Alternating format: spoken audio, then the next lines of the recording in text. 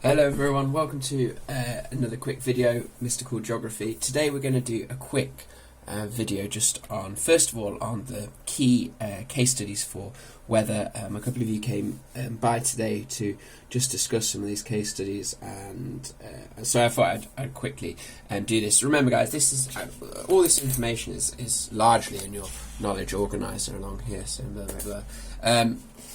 But I appreciate it as well. Sometimes it's good just to have someone talking through it with you as well. So the way that I'm just going to head up this sheet is I'm just going to put like weather at the top here, and these are the two key case studies that we need to know for the weather. I'm going to put a little. Always start with my little question mark. I'm going to put a line on either side, and we'll start with Typhoon Haiyan, which happened in 2013. Typhoon Haiyan in the Philippines, 2013. Okay, and huge typhoon effectively that came in and caused a huge amount of devastation. The way that we need to be thinking about Typhoon Haiyan in most detail is first of all separating primary versus secondary. So what are the primary impacts, what are the secondary impacts, and then what are the immediate and what are the long-term responses. So we'll do that.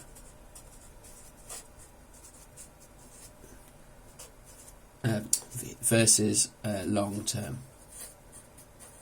Okay, responses. I'll put responses there. And I'll put impacts there. Okay, so some primary impacts, for example, I mean, straight away 6,300 people killed.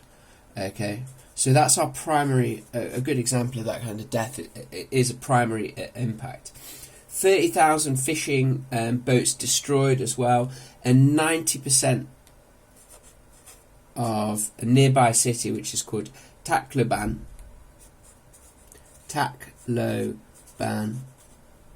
was destroyed. Okay, if we have a look at the secondary effects then, 14 million people affected, and 6 million lost their source of income. We also saw lots of landslides as well,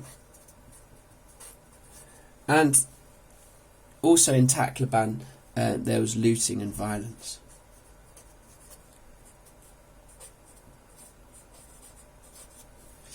So if I'm just going to put a little line there. So that's our primary versus secondary. And then our immediate versus our long-term responses. So there's a whole host of them, but this is a good couple of key ones. First of all, there was 1,200 evacuation kits were sent there. And the UK sent a lot of shelter kits as well, but the US really did a huge amount here, sent over helicopters. And with emergency aid basically. If we have a look at some of the long-term responses, so Oxfam did a big project on replacing fishing boats. Oh, sorry guys, make sure I replaced fishing boats. And another good one was a cash for work scheme, okay, where people were paid to help clear up the mess that was caused. Okay, so we've got our Typhoon Haiyan case study. Ultimately, what you're going to be asked, I would have thought in this exam, is really looking at evaluating whether primary and secondary are worse in areas such as Typhoon Haiyan, or whether the immediate or long-term responses were sufficient enough, like to what extent immediate responses more impactful than long-term responses for a weather hazard you've studied. Something like that, okay? I'm not sure what the exact question will be. Okay, if we have a look at the UK then, we'll have a look at the Somerset floods. So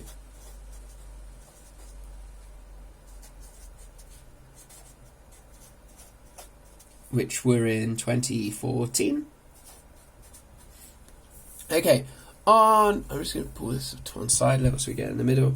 On a similar note, really, the way that you need to be thinking about this is looking at impacts, social, environmental and economic. So social, economic and environmental.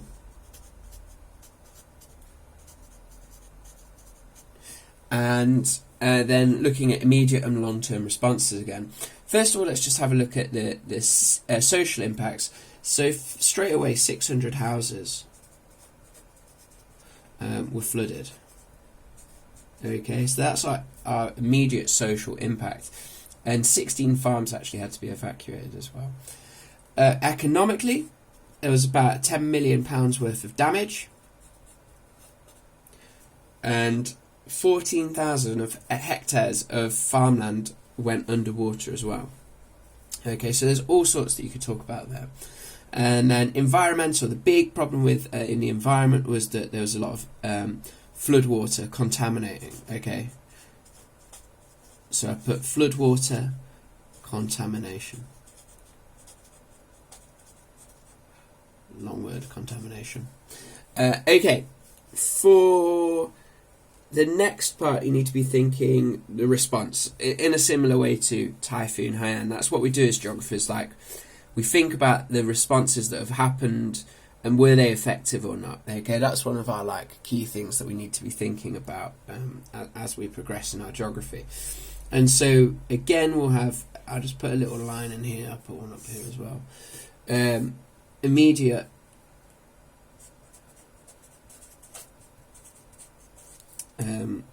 and then versus long term. It's probably got a little hyphen in there. So straight away, villagers used boats. Okay.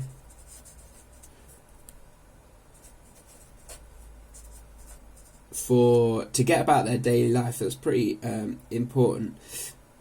But also, what was really important was the army response as well. So army response, which was things like sandbags. Okay, they stop the amount of water being able to kind of access people's houses, and they certainly did a good job of going around and rescuing people as well. In the long term, there was the £20 million flood action plan. £20 million flood action plan. Okay, and this was a really, really strong investment in that area across Somerset to help stop the flooding. And things like riverbanks were raised,